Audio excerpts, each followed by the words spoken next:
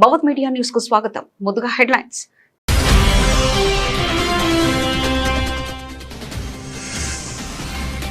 భారత్ ఆర్థిక వృద్ధిపై పుతిన్ ప్రశంసల జల్లు. మోదీపై ఒత్తిడి అంతర్జాతీయ స్థిరత్వానికి విఘాతమని వ్యాఖ్య.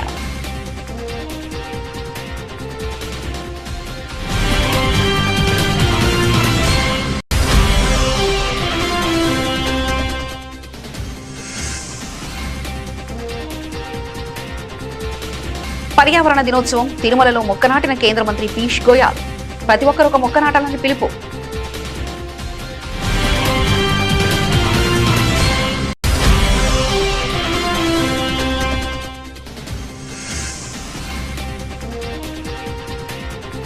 కొత్త పార్టీ ప్రకటించిన అన్నామలై వచ్చే ఎన్నికల్లో పోటీకి సై.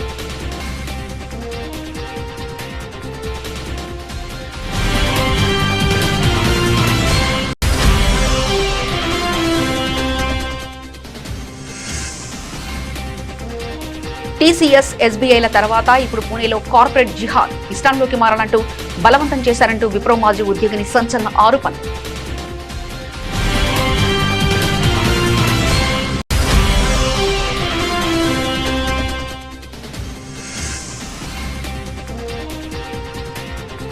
మైత్రివనం అగ్ని ప్రమాద స్థలాన్ని పరిశీలించిన హైడ్రా కమిషనర్ బాధితులతో మాట్లాడి వివరాలు అడిగి తెలుసుకున్న రంగనాథ్.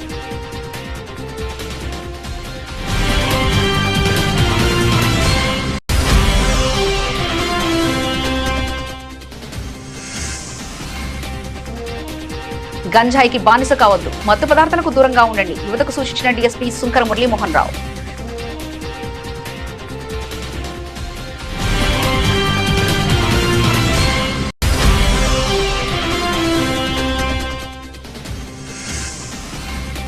తెలంగాణ అభివృద్ధికి డబుల్ ఇంజన్ సర్కార్ అవసరం. బీజేపీ తెలంగాణ అధ్యక్షుడు రామచంద్రరావు స్పష్టీకరణ.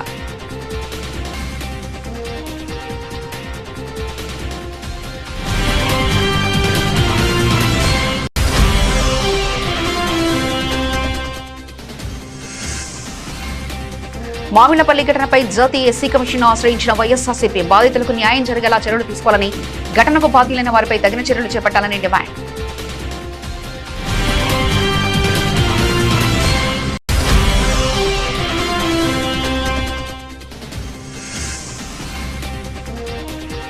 చట్టబద్దమైన అధికారాలు కలిగి డెడికేటెడ్ కమిషన్ ఏర్పాటు చేయాలి. ఎమ్మెల్సీ దాసోజు శ్రవణ్ కుమార్, మాజీ ఎమ్మెల్సీ కర్నె ప్రభాకర్ డిమాండ్.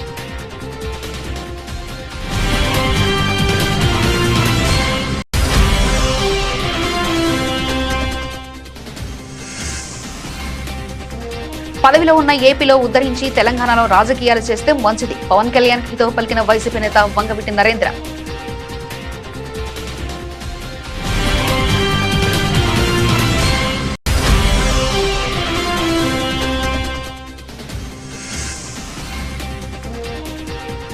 వడ్డీ రేట్లపై ఆర్బీఐ కీలక ప్రకటన. రేపో రేటును 5.25% వద్ద యథాతథంగా ఉంచిన ఆర్బీఐ.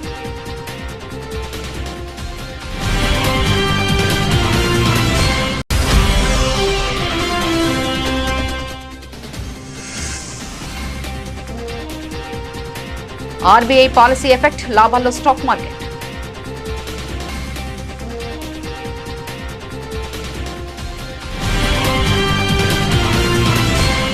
భారతదేశంలో తమకున్న వ్యూహాత్మక భాగస్వామ్యాన్ని రష్యా అధ్యక్షుడు వ్లాదిమిర్ పుతిన్ కొనియాడారు. రష్యాతో సహకారాన్ని తగ్గించుకోవాలంటూ భారత్పై పశ్చిమ దేశాలు చేస్తున్న ఒత్తిళ్లు పూర్తిగా వ్యర్థమని ఆయన స్పష్టం చేశారు. ఇలాంటి ప్రయత్నాలు ప్రపంచ స్థిరత్వానికే భంగం కలిగిస్తాయని హెచ్చరించారు. పీటీఐతో సహా పలు అంతర్జాతీయ మీడియా సంస్థలతో జరిగిన ప్రత్యేక మీడియా సమావేశంలో పుతిన్ మాట్లాడారు. ఈ సందర్భంగా భారత్ సాధిస్తున్న ఆర్థిక వృద్ధిని, అనుసరిస్తున్న స్వతంత్ర విదేశాంగ విధానాన్ని ఆయన అభినందించారు. ప్రపంచంలోని ప్రధాన ఆర్థిక వ్యవస్థలో భారత్ ఒకటని పుతిన్ కొనియాడారు. ప్రస్తుతం భారత్ అత్యధిక ఆర్థిక వృద్ధి రేటును నమోదు చేస్తుందని, ఇది ఊరికే రాలేదని చెప్పారు.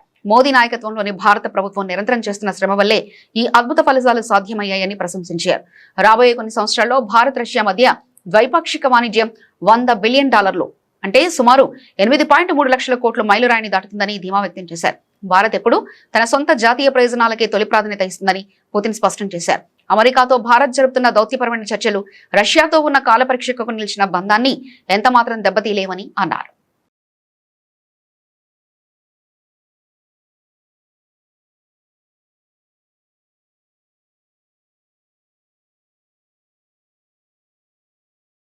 ప్రపంచ పర్యావరణ దినోత్సవంలో భాగంగా తిరుమలలో శ్రీకృష్ణ అతిథి గృహం వద్ద కేంద్ర మంత్రి పీయూష్ గోయల్ మొక్క నాటారు. ఈరోజు శుక్రవారం ఉదయం కేంద్ర మంత్రి తిరుమల శ్రీవారి అభిషేక సేవలో పాల్గొని స్వామివారిని దర్శించుకున్నారు.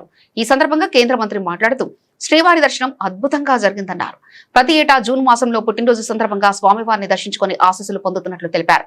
ప్రపంచ పర్యావరణ దినోత్సవం నాడు తన తల్లి పేరిట తిరుమలలో మొక్క నాటడం చాలా ఆనందంగా ఉందన్నారు. ప్రధానమంత్రి నరేంద్ర మోదీ ఆదేశాల మేరకు నేడు ప్రతి ఒక్కరూ ఒక మొక్క నాటాలని పిలుపునిచ్చారు. చిన్న పిల్లలు కూడా తమ తల్లి పేరిట ఒక మొక్క నాటాలని అన్నారు. Just like every year and for many years, I have been taking the blessings of Lord Balaji during the first few days of June when my birthday is there.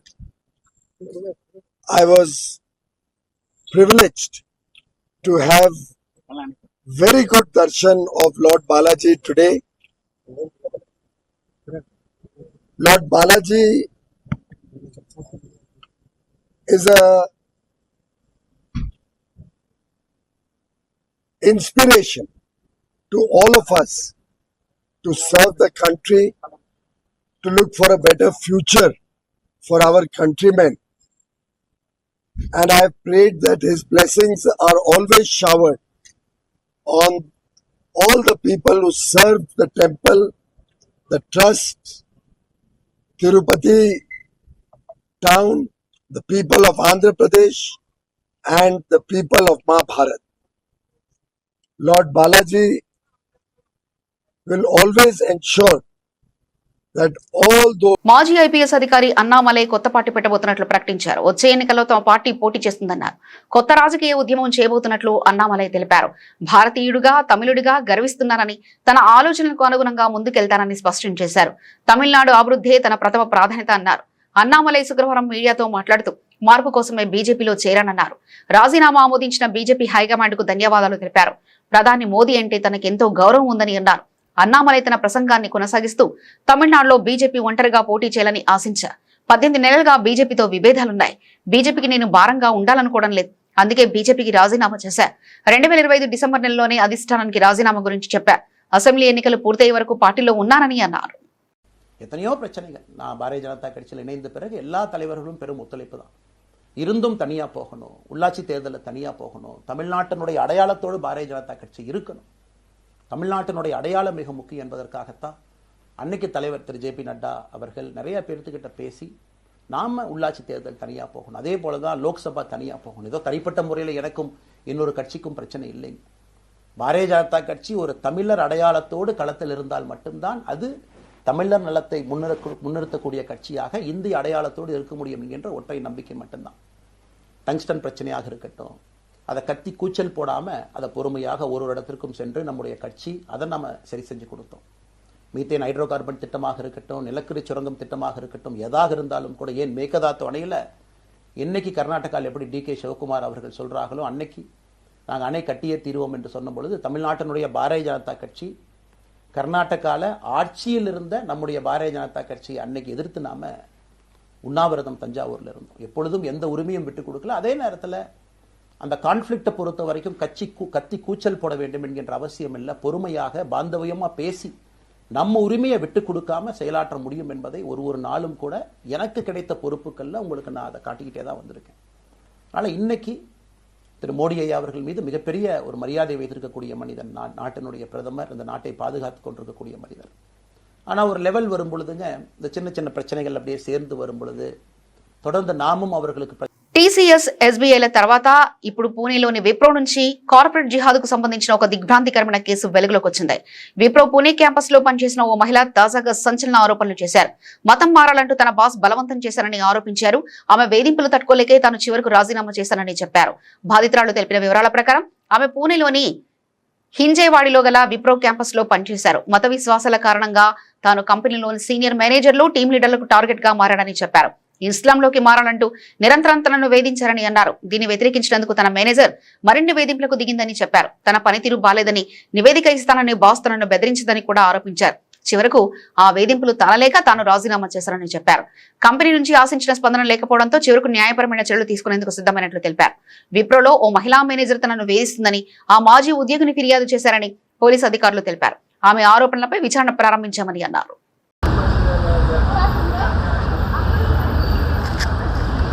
आज हम इसलिए यहाँ पे संगठित हुए हैं कि मुझे ये सबके सामने लाना है कि हिंदू औरतों के तरफ किस तरीके से अन्याय होता है, कैसे उन्हें बातों बातों में फंसा के धर्मांतरण के लिए मुस्लिम समाज मजबूर करता है और मेरे साथ क्या हुआ। मेरे साथ अप्रैल के महीने से शाहीना रफ़ीक नाम की एक लड़की जो मेरे साथ काम करती थी, मेरे अंडर काम करती थी, उसने मुझे बार बार धर्म चेंज करने के लिए और अपने मुस्लिम धर्म को अपनाने के लिए बार बार कॉल पे बोला है और बार बार मुझे ये कहती थी कि अगर आप मुस्लिम धर्म अपना लेंगी तो आपको पैसे भी अच्छे मिलेंगे, आपकी जो लाइफ बिखरी हुई है वो अच्छी हो जाएगी। और उसके लिए उसने मुझे रास्ता भी सुझाया था कि मैं सुपरवाइज़र्स के साथ रहकर शारीरिक संबंध बनाकर दुबई चली जाऊं, उसके बाद वो मुझे अपने शेख समाज के साथ जो कि कांटेक्ट में हैं उनके साथ में मेरी शादी करवा के और अच्छी ज़िंदगी जिसमें मुझे पैसा, गाड़ी, सोना सब कुछ मिले उसके लिए प्रलोभन देती थी। ये प्रेस नोट मुझे सिर्फ इसीलिए करना था कि ये जागृति मैं अपने अन्य हिंदू महिलाओं को दे सकूं कि किस तरीके से आपको फुसला के अपने वर्तमान के धर्म को छोड़ने पे आप पे बाध्य किया जाता है, जबकि हकीकत में शायद ऐसा ना होता हो। क्योंकि जब मैंने ये सब चीज़ें मना की तब उन्होंने मुझे दूसरे तरीके से बातों में फंसा के गलत सबूत और गलत इसके थ्रू मेरा मुझे फोर्सफुल रेजिग्नेशन के लिए मजबूर किया। वो भी HR भी जो थे वो भी मुस्लिम थे जो ये सब करे और उसके लिए सारे विप्रो कंपनी ने साथ दिया है। మైత్రివనం అగ్ని ప్రమాద ఘటన స్థలాన్ని హైడ్రా కమిషనర్ రంగనాథ్ ఈ రోజు శుక్రవారం పరిశీలించారు. బాధితులతో మాట్లాడి వివరాలు అడిగి తెలుసుకున్నారు. హర్ష మెస్ ను కూడా రంగనాథ్ పరిశీలించారు. అనంతరం ఆయన మీడియాతో మాట్లాడుతూ మైత్రివనం సమీపంలో ఉన్న KSR భవనానికి అనుమతులు ఉన్నాయా లేదా పరిశీలిస్తామన్నారు.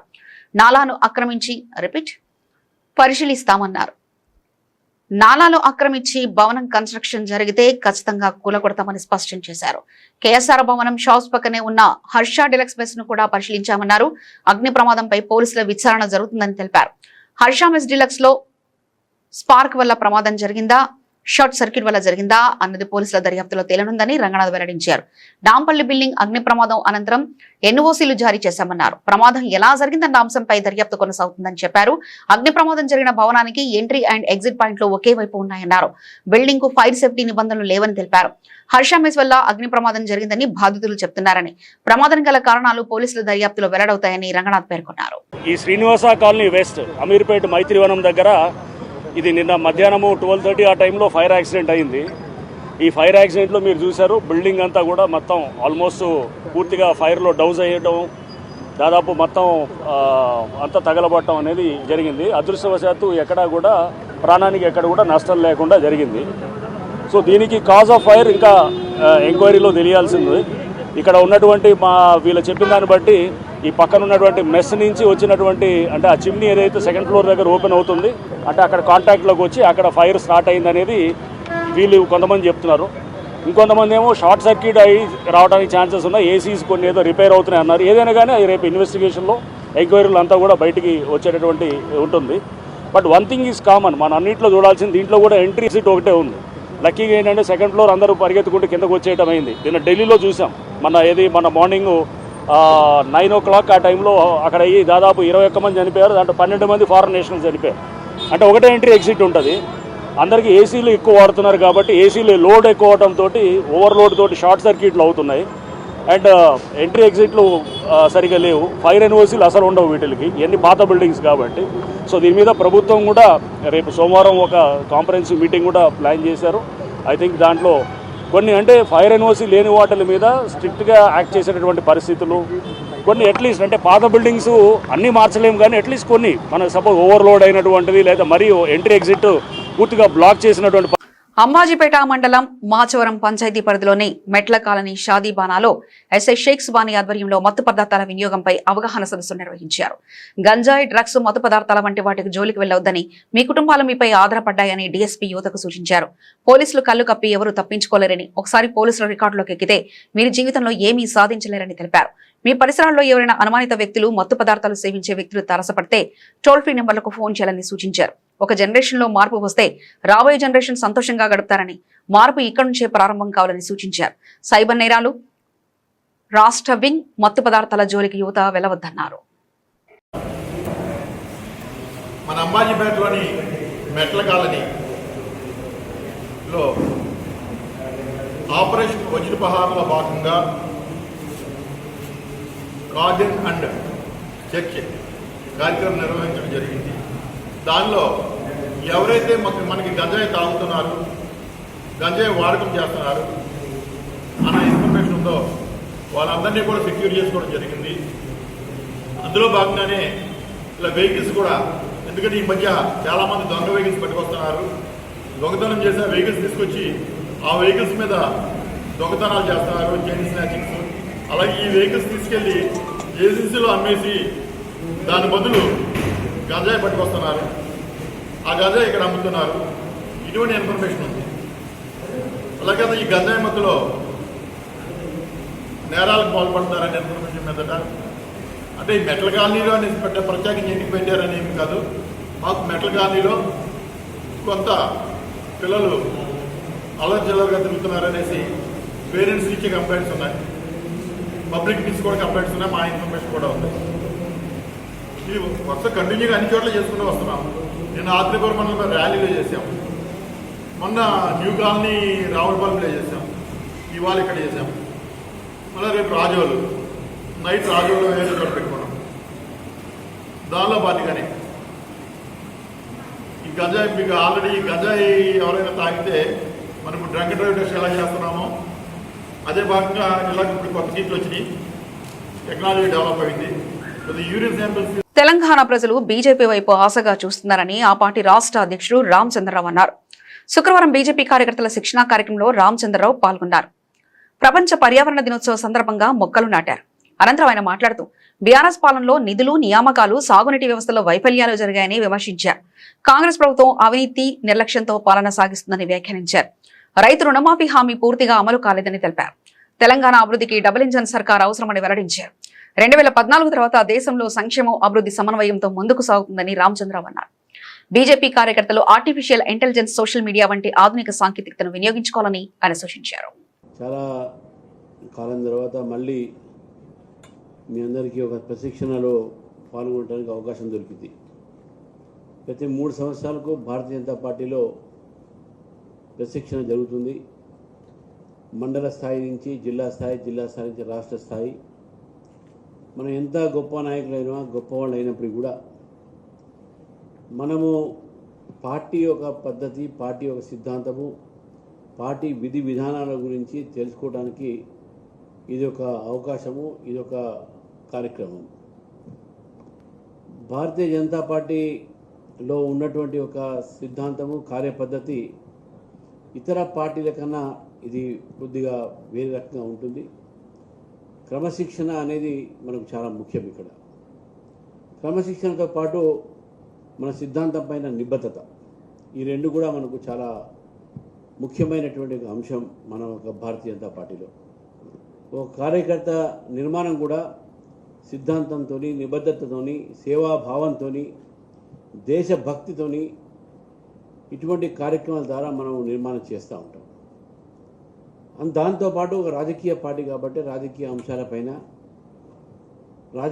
అంశాలపైన ఇతర విషయాలపైన కూడా మన వైఖరి ఏంది, మన విధానాలు ఏంది కూడా దాని విషయంలో ఇక చర్చిస్తూ ఉంటాము.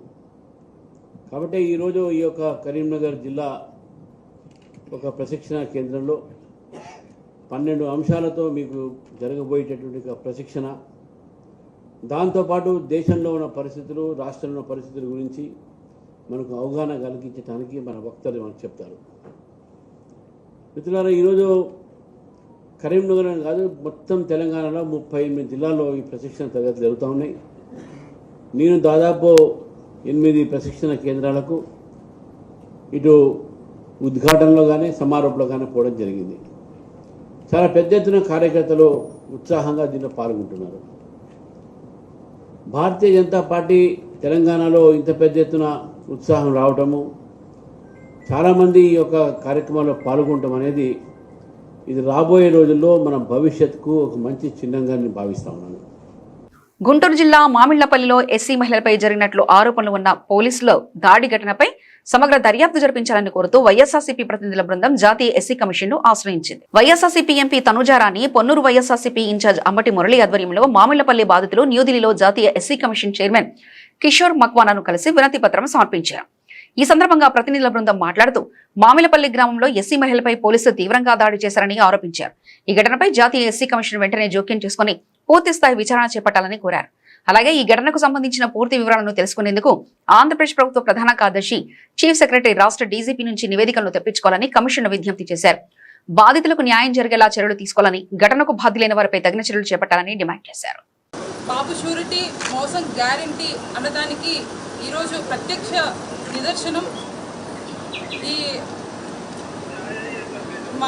మామిడిపల్లి పొన్నూరు కాన్స్టిట్యున్సీ నిదర్శనం. అదేవిధంగా ఈరోజు మొక్కజొన్న రైతులందరూ కలిసి వాళ్లకు గిట్టుబాటు ధర కుదరట్లేదు, అవ్వట్లేదు అని చెప్పి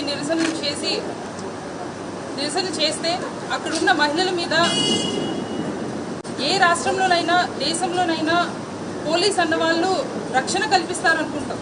కానీ ఆంధ్రప్రదేశ్ రాష్ట్రంలో మాత్రం పోలీసులే రౌడీల్లా ప్రవర్తించే రోజులు నడుస్తున్నాయి. ఈ మాట ఎందుకు అంటున్నామంటే, మొన్న దళిత వర్గాలకు చెందిన ఈరోజు ఆంధ్రప్రదేశ్ రాష్ట్రం నుంచి గుంటూరు జిల్లా పొన్నూరు కాన్స్టిట్యున్సీలో మామిళ్లపల్లి అనేటువంటి గ్రామం నుంచి మొక్కజొన్న రైతులు కొంతమంది, అలాగే మన వైఎస్ఆర్ పార్టీ ఇన్ఛార్జి గారైనటువంటి అంబటి మురళీకృష్ణ గారి యొక్క ఆధ్వర్యంలో ఢిల్లీకి వచ్చి హ్యూమన్ రైట్స్ కమిషన్కి ఈరోజు ఫిర్యాదు చేశారు. ఏంటంటే ఫిర్యాదు యొక్క అంతరార్థం, వాళ్ళు అడిగింది minimum support price, MSP price ఈ మొక్కజొన్నకు కూడా ఇవ్వాలనేటువంటి పాపానికి వారు ఉన్నటువంటి రైతుల్ని, అలాగే ఉన్నటువంటి మా ఎస్సీ మహిళల్ని ర్యాన్సాక్ చేసి వాళ్ళని అనేక రకాలుగా. ఉద్యమకారుల గుర్తింపును ప్రహసనంగా మార్చొద్దు, కమిటీల పేరిట కాలయాపన చేయొద్దు, కమిటీకి బదులు చట్టబద్దమైన అధికారులు కలిగి డెడికేటెడ్ కమిషన్ ఏర్పాటు చేయాలని ఎమ్మెల్సీ దాసోజు శ్రవణ్ కుమార్, మాజీ ఎమ్మెల్సీ కర్నె ప్రభాకర్ ప్రభుత్వాన్ని డిమాండ్ చేశారు. ప్రత్యేక రాష్ట్రం కోసం ప్రాణాలు అర్పించిన కుటుంబాలకు, ఉద్యమకారులకు న్యాయం చేయాల్సిన బాధ్యత సర్కార్పై ఉందని స్పష్టం చేశారు. కేసీఆర్ హయాంలో 610 మంది అమరుల కుటుంబాలకు 10 లక్షల చొప్పున ఇచ్చారని, ఇంటికో ఉద్యోగం ఇచ్చి ఆదుకున్నారని, 582 కళాకారులకు ప్రభుత్వ ఉద్యోగాలు ఇచ్చారని గుర్తు చేశారు. సచివాలయంలో కేసీఆర్ నేతృత్వంలో ఉద్యమకారుల గుర్తింపు కమిటీ సర్వసభ్య సమావేశానికి హాజరై వారి వాదనలు వినిపించారు. మీడియా మిత్రులకు, 50 మంది తెలంగాణ ప్రజలకు, తెలంగాణ ఉద్యమకారులకు అందరికీ కూడా హృదయపూర్వకంగా నమస్కారం. తెలంగాణ ఉద్యమం,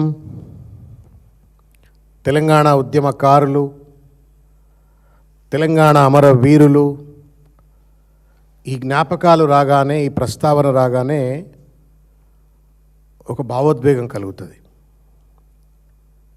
ఒక ఉద్రేకం కలుగుతుంది, ఒక చైతన్యం అనిపిస్తుంది.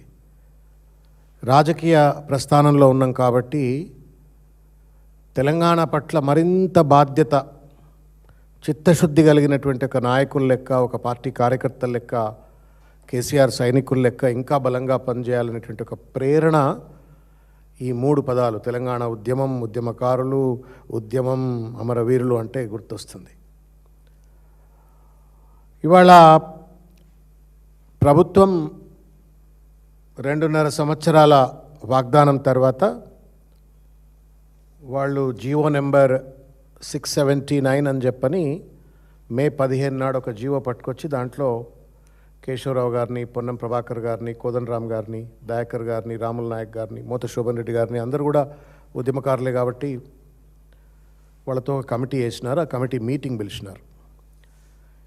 ఉద్యమకారులకు ఇచ్చినటువంటి ఒక ప్రతి వాగ్దానం కూడా 2 ఏళ్ల పాలనలో చంద్రబాబు అన్ని వర్గాలను వంచిందే కాకుండా వాటిపై ప్రశ్నిస్తున్న వైఎస్ఆర్సీపీ నాయకుల మీద తప్పుడు కేసులు పెట్టి వేధించడం, సమాధానం చెప్పలేక డైవర్షన్ పాలిటిక్స్ చేయడం పరిపాటిగా మారిందని వైఎస్ఆర్సీపీ అధికార ప్రతినిధి వంగవీటి నరేంద్ర ఆగ్రహం వ్యక్తం చేశారు. తాడేపల్లి పార్టీ కేంద్ర కార్యాలయంలో ఆయన మీడియాతో మాట్లాడుతూ 2 ఏళ్ల పాలన పూర్తయినా సూపర్ 6 లో ఏ ఒక్క హామీని అమలు చేసిన పాపాన పోలేదని, బాబు ష్యూరిటీ భవిష్యత్తు గ్యారంటీ బాండ్లకు చంద్రబాబు, పవన్ కళ్యాణ్లు ఏం సమాధానం చెప్తారని ప్రశ్నించారు. చంద్రబాబు మొదటి సంతకం చేసిన మెగా డిఎస్సీ వెనుక జరిగిన కుంభకోణంలో ప్రభుత్వం ఇరుకున పడిందని, దాని నుంచి ప్రజల దృష్టిని మళ్లించేందుకు తెలంగాణలో విద్వేషాలు రెచ్చగొట్టే ప్రయత్నం చేస్తున్నారని మండిపడ్డారు. పవన్ కళ్యాణ్ కి పాలన చేత కాకనే తెలుగు రాష్ట్రాల మధ్య ప్రాంతీయ విద్వేషాలు సృష్టిస్తున్నారని, చేతనైతే విభజన హామీల అమలుకు ప్రయత్నించాలని వంగవీటి నరేంద్ర హితో పలికారు. చంద్రబాబు నాయుడు గారు ఎలాగూ ముఖ్యమంత్రి స్థానంలో ఉండి ఆయన చేసినటువంటి వాగ్దానాలు మనందరం చూసాం. ఆయనకి తోడుగా ఉన్నటువంటి పవన్ కళ్యాణ్ గారు, డిప్యూటీ సీఎం గారు, మరి ఆయన కూడా ఇటు మేనిఫెస్టోకి సంబంధించి ఇచ్చినటువంటి వాగ్దానాలే కాకుండా ఆయన సొంతగా కొన్ని వరాల వర్షాలు కురిపించారు. ఎక్కడెక్కడ ప్రాంతాలకు వెళ్ళినా కానీ ఆ యొక్క నియోజకవర్గాల్లో జరిగింది. మరి అలాంటి పవన్ కళ్యాణ్ గారు ఇవాళ మేమందరం ఈ గత 2 సంవత్సరాలుగా ప్రశ్నిస్తుంటే ఎందుకు ఈ డైవర్షన్ పాలిటిక్స్? ఎప్పుడైనా కానీ మీరు సూపర్ 6 అమలు చేశారా? నిరుద్యోగ భృతి ఏమైంది? 18 సంవత్సరాలు నిండినటువంటి మహిళలందరికీ కూడా మీరు ఇస్తానన్నటువంటి నెలకి 1500 రూపాయలు ఏమైంది? అమ్మ ఒడి ఏమైంది? ఇట్లా ప్రతి ఒక్క విషయాన్ని మేము ప్రశ్నిస్తున్నట్టే వాళ్ళు వెంటనే మీ యొక్క హయాంలో శాండ్ మాఫియా జరిగింది. Reserve bank of India RBI కీలక వడ్డీ రేట్లను మరోసారి యథాతథంగా ఉంచింది. ఈ మేరకు ద్రవ్య పరపతి విధాన సమీక్షా నిర్ణయాలను ఆర్బీఐ గవర్నర్ సంజయ్ మల్హోత్రా శుక్రవారం వెల్లడించారు. ఈసారి రేపో రేట్లో ఎలాంటి మార్పు లేదని 5.25% వద్దే కొనసాగిస్తున్నట్లు తెలిపారు. కీలక వడ్డీ రేట్లను ఆర్బీఐ సవరించకపోవడం వరుసగా ఇది 3వసారి కావడం గమనార్హం. ఇంతకుముందు ఏడాది 2026 ఫిబ్రవరి, ఏప్రిల్ నెలలో జరిగిన ద్రవ్య పరపతి సమీక్షలో రిజర్వ్ బ్యాంకు వడ్డీ రేట్లను మార్చకుండా ఇలానే ఉంచింది. అంతర్జాతీయ మార్కెట్లో అస్థిరత, పశ్చిమాసియా సంక్షోభం కొనసాగుతున్న తరుణంలో దేశీయ ఆర్థిక వ్యవస్థను సురక్షితంగా ఉంచేందుకే ఆర్బీఐ నిర్ణయం తీసుకున్నట్లుగా ప్రకటించింది.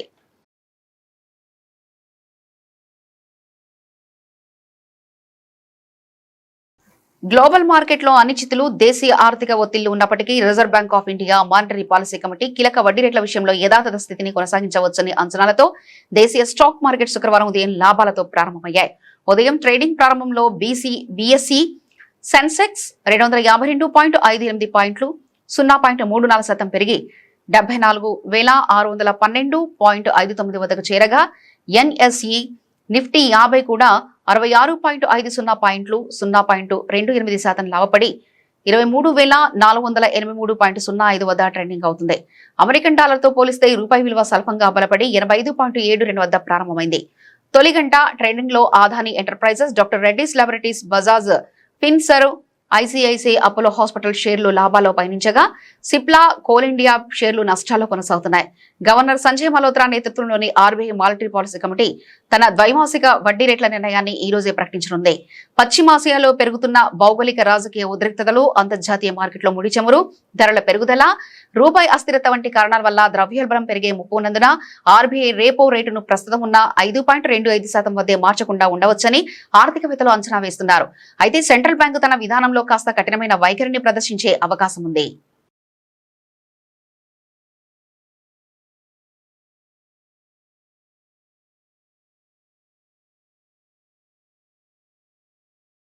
బులెటిన్ ముగించే ముందు ముఖ్యాంశాలు మరోసారి చూద్దాం.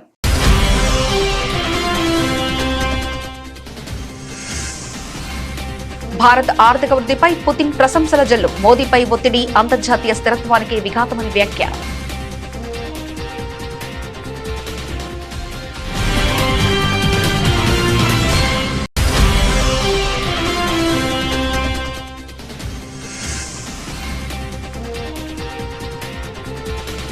పర్యావరణ దినోత్సవం, తిరుమలలో మొక్క నాటిన కేంద్ర మంత్రి పీయూష్ గోయల్. ప్రతి ఒక్కరూ ఒక మొక్క నాటాలని పిలుపు.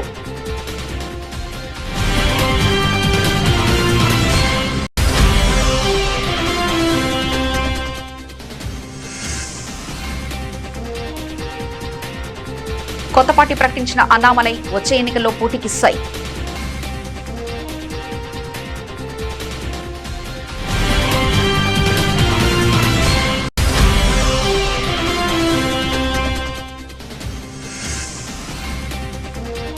టీసీఎస్, ఎస్బీఐల తర్వాత ఇప్పుడు పూణేలో కార్పొరేట్ జిహాద్ ఇస్లాంలోకి మారాలంటూ బలవంతం చేశారంటూ విప్రో మాజీ ఉద్యోగిని సంచలన ఆరోపణ.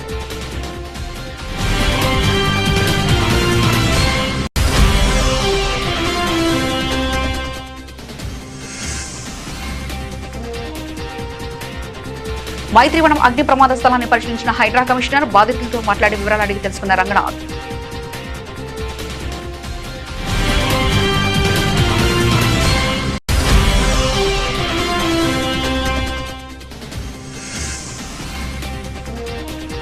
గంజాయికి బానిస కావద్దు, మత్తు పదార్థాలకు దూరంగా ఉండండి, యువతకు సూచించిన డీఎస్పీ సుంకర మురళీమోహన్ రావు.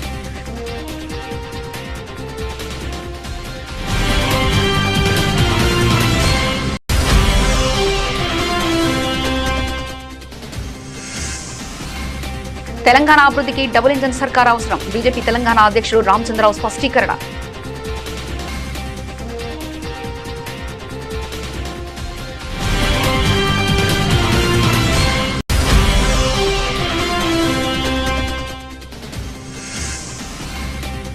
మామిళ్లపల్లి ఘటనపై జాతీయ ఎస్సీ కమిషన్ ఆశ్రయించిన వైఎస్ఆర్సీపీ బాధితులకు న్యాయం జరిగేలా చర్యలు తీసుకోవాలని, ఘటనకు బాధ్యులైన వారిపై తగిన చర్యలు చేపట్టాలని డిమాండ్.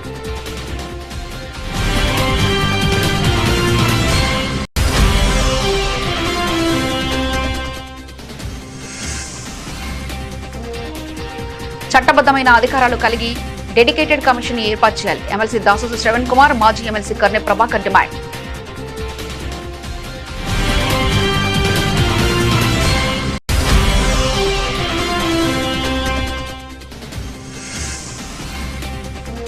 పదవిలో ఉన్న ఏపీలో ఉద్ధరించి తెలంగాణలో రాజకీయాలు చేస్తే మంచిది, పవన్ కళ్యాణ్ హితవు పలికిన వైసీపీ నేత Vangaveeti Narendra.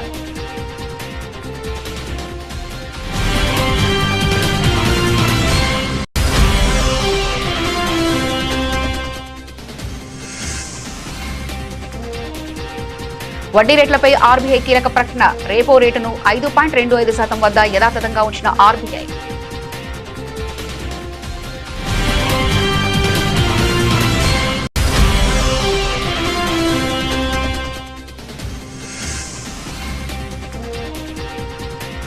RBI policy effect, లాభాల్లో స్టాక్ మార్కెట్.